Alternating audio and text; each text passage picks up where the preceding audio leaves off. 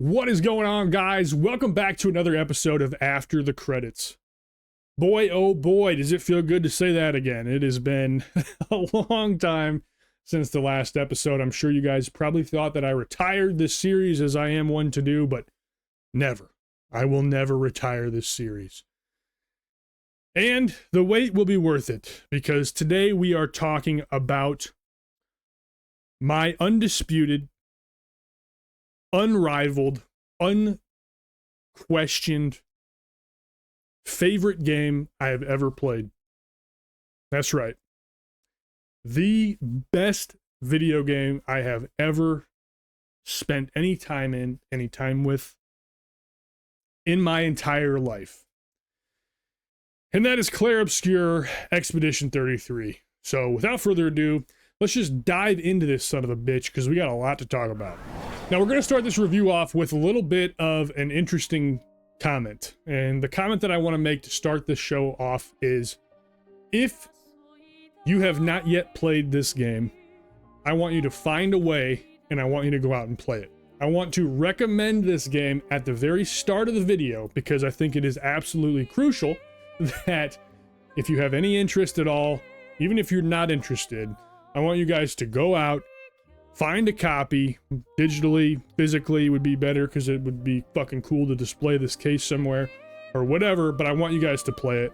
I'm not going to spoil anything in this review, because I never do that, but I don't want to tell you a fucking thing about this game unless you've played it, to be fair.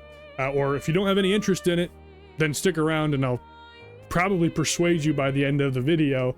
But if you want to play it, definitely go out and do it. Fucking exit out of this video if you want. Close it. I'll take the fucking 2 minutes of watch time. That's usually what I average anyway, so fuck it, man. Close the video and start playing Clair Obscur Expedition 33. You will not regret it. Alright guys, so we're going to go ahead and start off the conversation as we always do with the story. That being said, this is going to be the most condensed version of the story that I can possibly come up with for a multitude of reasons. One, I don't want to spoil it, as we mentioned before. That's not the goal of these videos, and I refuse to spoil a game of this quality, regardless of circumstance. So I'm not doing that. Secondly, this game takes you through a lot of twists and turns throughout the way, and we can't talk much before we start getting into those discussions, so I'm not going to go there. And third, if I go down the route of talking about the story, we will be here for 3 hours, because I won't stop, because I'm that infatuated with the story of this game. It's fucking crazy, man. But we're gonna keep it on track, and we're just gonna talk how the world works. That's where we're going, and that's what we're gonna do. So Expedition 33 takes place in the city of Lumiere, and your main protagonist throughout the game is a man named Gustave. And basically, from the city of Lumiere, if you look out across the vast ocean that is on the side of the city, you will see a giant monolith standing out in the open ocean. And on that monolith is inscribed a number. Now, that number indicates the maximum life that a citizen in Lumiere can reach. Once you reach that number, you essentially disappear and disintegrate into dust. And that's it. The end of your life. You're done. You're gone. See ya. Fuck off. Peace out. You're dead. So Gustave's a part of the Expeditioners, and the Expeditioners' goal is to venture outside of the city of Lumiere to go and stop the Paintress. Whether that means kill the Paintress, prevent her from ticking the clock down further, resetting the clock or resetting the cycle, whatever it may be, but that's your goal.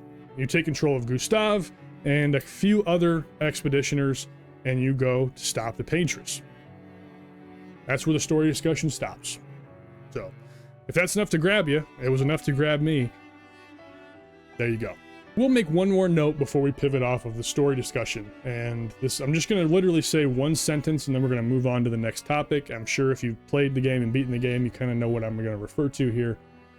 But we're just going to say this one thing, and we're going to move right over to the next topic. So, that is, this game is much, much more complex than that general story indicates. Simple as that. Okay, so let's spend a little time talking about this game's score, the music. Absolutely, the best one-word explanation I can give is that it is beautiful. It is an orchestral soundtrack that's got some of the greatest music composition, video game music composition I've ever experienced. All orchestral, not my genre outside of gaming, but it works flawlessly here. But within this soundtrack, there's plenty of somber, emotional songs that tear at the heartstrings a little bit and really kind of get you in that mood. And then there's also, on the flip side, plenty of upbeat, energetic tracks as well that will kind of get you motivated to kind of keep pushing on. So the score in this game is downright fucking amazing and truly beautiful. This is a game soundtrack. I don't listen to game soundtracks outside of games, but I'm going to add this to my Spotify, and I am going to listen to this shit proudly while I'm delivering your guys' bills to your house. Okay? So if you see me out there, I'm probably listening to this soundtrack. Now, this game also has a diverse set of battle themes, which I was very happy to see. One of my main complaints with Final Fantasy X when we played through that last year was that really only had one main battle theme throughout the entire game, and it got pretty old. This game does a fantastic job of changing that up as you go through different regions, different environments. Fighting certain enemies will change it, things of that nature. And there is not one battle theme, even if you look at the original battle theme, the default battle theme, I didn't get tired of any of them. I loved every single one of them. Never contemplated turning music off at any point in time. Truly, truly fantastic. And I'm glad they changed it up throughout the game. It never got old, and that's a huge testament to a game that has quite a bit of combat. Now let's move on to the visuals. The visuals in this game are absolutely stunning, beautiful throughout the entire game. You get a lot of gorgeous shots over the vista, overlooking the monolith. Each different area that you visit is really, really kind of a visual spectacle, and it's all very, very beautiful. I mean, beautiful is the only word I can really say. There's nothing in this game that looks out of place or doesn't fit the vibe. It's all very entertaining, very nice to look at. And just the setting of the game itself. I mean, being set in this area where you have this giant monolith always staring you in the face, always, you know, your goal is always in sight, is phenomenal. And they capitalize on that beautifully. You can almost always see the monument wherever you're at. Tremendously done. Right alongside that, the skills look fantastic. They're very visually satisfying, very visually appealing. Everything looks very nice when you're in combat. Can't complain there. The facial work is fantastic in this game. The mocapping, phenomenal. Everything looked so good. I mean, it looked maybe some of the best just facial work I've seen in the game. They're able to display expression, and it comes across perfectly. It looks so fucking AAA and so polished that it's absolutely incredible this was made by a small team. I didn't mention that at the beginning, but this is not a AAA game. This is basically developed by, I think, less than 50 people. Fucking unbelievable. And yeah, so all that stuff's good. The character work, beautiful. The skills all look visually stunning. The landscapes are tremendously gorgeous as well. Perfect. 10 out of 10 visuals without a doubt. So those are kind of the quick hitters that we always discuss. Now we'll move on to the combat. Now, it's a turn-based strategy game. Okay, and I avoid those like the plague. I've played Pokemon, as we've talked about before on the show, I'm sure. And then last year I dove into Final Fantasy X, which we touched on a little bit ago as well. But that was my first real like turn-based kind of JRPG that I've ever played. I always avoided JRPGs for a few reasons. One, the combat's slow and just wasn't really something that attracted me in a way. I was able to break that stigma with Final Fantasy X and kind of push through that with that game. So that wasn't a deterrent going into this game for me. But also, whenever you see that combat, you know you're in for a fucking long-ass game. And I just don't have the time to play a long-ass fucking game. So those are the things that kind of push me away from this genre, but this game... Again, I'm glazing the fuck out of this game, man. Big ol' thick layer of glaze. Somehow, Expedition 33 has my favorite combat in gaming history. And, you know, that's coming from a guy that's played a lot of first-person shooters, third-person shooters. I love hack and slash games. I love, you know, a lot of real-time combat. Somehow, these motherfuckers converted me, and no other combat system style comes close to what I experienced in Expedition 33. So let's dive into some of these systems. So just looking at the combat that you see on screen, you can clearly tell this is a fucking nerdy, geeky ass fucking turn-based game. You know, this is the type of game all the fucking dorks on the school bus were talking about all day long. You know what I mean? This is the stuff that as a kid I stayed away from, you know, because I wasn't a fucking nerd. I was in disguise, but I would never be caught dead talking about a game like this in my youth. And it is that. It is a geeky fucking strategy, turn-based combat game. But, that being said, I mentioned earlier I played Final Fantasy X, and from what I understand, from what I've read and listened to on YouTube here, Final Fantasy X has some of the best turn-based combat that has ever really been put to game. At least it did for the time. I'm not sure now. I've not really delved into that, but one of the main things that people always really enjoyed about Final Fantasy X's combat was the battle timer on the top left corner of the screen that shows where you're at in relation to where the enemies are, or turn order, essentially. That is in this game, represented to a T exactly how it works in Final Fantasy X. What's great about this is the fact that you can really use this to your advantage and strategize how you want to apply certain buffs to characters and how you want to set up your preferred strategy and your preferred style throughout the game, because you can see what's coming next, and that is here in all of its glory. So if that's the top of the bar for turn-based games, it's got you covered in this game. So there you go. Beautiful. Now, on top of that, this game did one thing. It did one thing that I didn't know I needed, but boy, I needed it. And it added real-time activities into these battles. And what I mean by that is it added the ability to dodge enemy attacks and also parry enemy attacks in real time during these turn-based sections. That one tweak fucking removed all my issues with turn-based combat.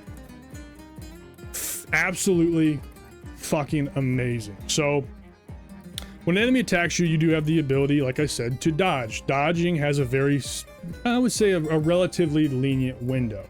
So you can use dodge to kind of avoid enemy attacks, but if you're risky, you can use a parry, which is a much stricter timing window. But if you use that parry, you can perform a counterattack that deals a lot of damage, and obviously has a nice visual flair to go with it. So it's really satisfying. Both of these options are satisfying. Dodging and parrying, visually, I mean, everything about it is good. Super satisfying all the way through. And it just takes this game to another level, in my opinion. It's fantastic, unbelievable.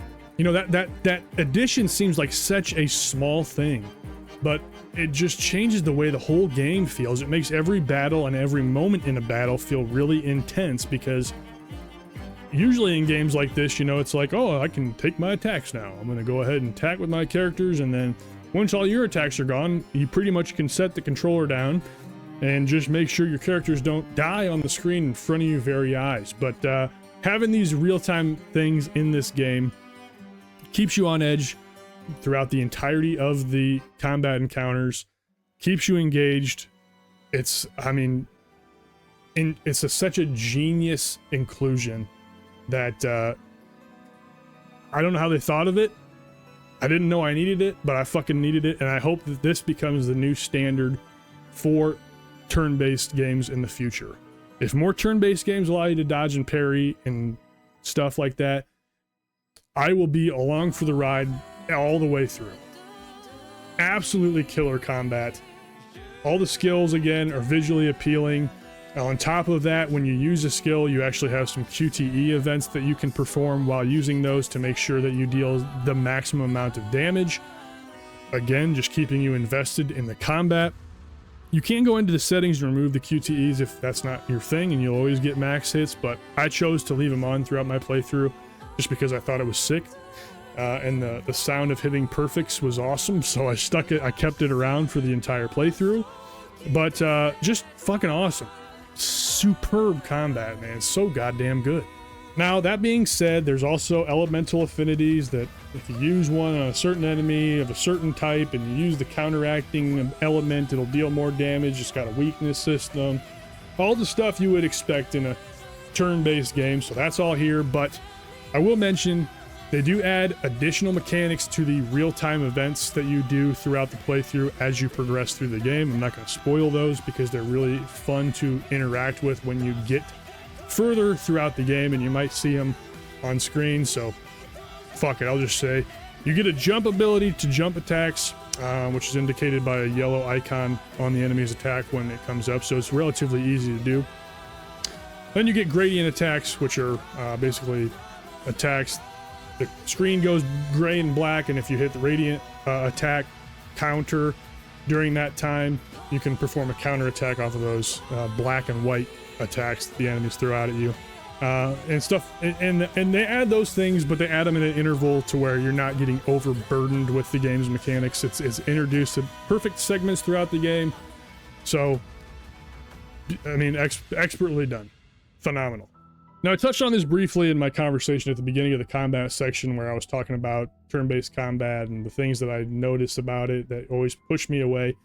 And one of those things was I knew it was going to be a fucking long game. I mentioned that typically when you see turn-based, you know it's going to be 200 plus hours of your life down the absolute toilet. But I'm very happy to report this game has absolutely zero pacing issues at all. The story is fluid from start to back. You don't have to do any needless grinding, which is usually required in JRPGs. To be honest, I really didn't grind at all in this game until I got farther in the game and just decided to do some backtracking cleanup stuff. Totally by choice. Wasn't required, but I went and did that stuff. And it's fantastic. And on top of that, it took me 30 hours. That's it. 30 hours. It didn't overstay its welcome. Not that I think this game could have overstayed its welcome, but it certainly did.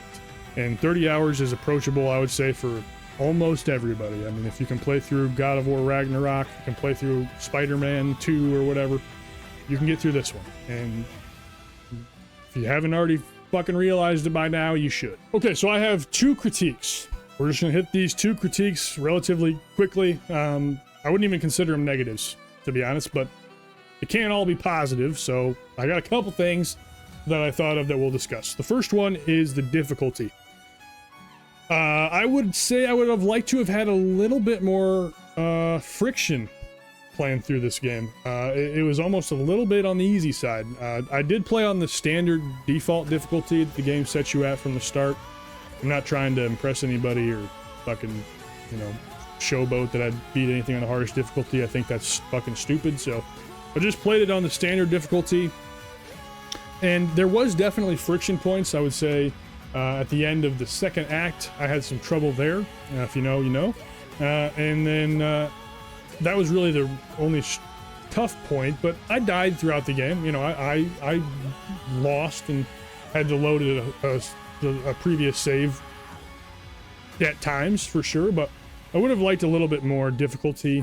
I could be clouded in that opinion based on the fact that I like FromSoft games and stuff, so I'm used to a little bit of a challenge. So I would have liked a little bit more in my playthrough. However, that being said, I think it is better that this game falls more on the frictionless side, the easier side, because it's going to be more approachable for everybody. And I think this is a game that everybody should play, regardless of what you like in games. I think everybody should be able to play it, and since it's accessible in that way, I think it's actually a positive. But if I do decide to play through this game again in the future, I'll probably try it on a harder difficulty, because I think I would just enjoy it more. But that's, again, just personal preference there. And then the last critique is the fact that if you play this game on a standard base PS5, which I have, or a Xbox Series S, maybe even an Xbox Series X, I'm not sure. But if you play the game on quality mode, I believe the game runs at 30 FPS, and you can feel it. It chugs a little bit. So, not ideal, but again, I play everything on performance mode regardless. So, that wasn't really a big issue for me, and if you pop it on performance mode, game's buttery smooth. No issues in any capacity. The only thing I will note, though, is that you can definitely see some texture degradation when you pivot from quality to performance on some of the skill effects. You can definitely see them take a little bit of a visual hit. Doesn't make it look bad, but you can definitely see that it would be a lot sharper on the quality mode. So take it or leave it. It's not something that really affected me at all, but I would definitely recommend playing on performance if you're playing on console, for sure. Alright guys, that is all I got for Clair Obscur Expedition 33. This is the easiest fucking S game I have ever played. This is the easiest S I will ever probably give out on this series. This is the top of the line, top of class game, period. My favorite game of all time. This is my favorite game that I've ever played, without question. So, of course, it's getting an S, and at the end of the year, it will be at the very top of my tier list, without a question. This game is phenomenal. I think everybody should play it, whether you have only played these types of games, turn-based games, whether you have never played a turn-based game in your life, whether you've grown up only playing mobile games, I don't care. Find a way to get your hands on it and play it. You will love it. You will not regret it. I promise you. This is a masterpiece. Without a doubt. I mean, this is the only game I could confidently say I would give a 10 out of 10 to. A 10 out of 10. Mind-blowing. What an incredible experience. So, yeah, you'll get this. For sure. Alright guys, thank you so much for watching. I hope you guys enjoyed. Sorry about the long wait again, but hopefully it paid off. Certainly did for me, because I have never been happier after completing a game. I should rephrase that. I've been happier after completing a game before. When a game is shit, I want it to be over. And I'm kind of sad this game is over. In a way, but yeah, what a fucking experience. What a great time. Anyways, if you guys did enjoy, consider leaving a like and subscribing to see more content like this. Hopefully the next one won't be a month away, but might be chasing the high of this game for quite some time, and that might force me to bounce off some stuff that I otherwise wouldn't have. Who knows? We'll see. Either way, though, thanks for watching. Love you guys. Take care of yourself. Tell someone you love them today. It could change their life, and we will see you guys on the next episode. Take it easy.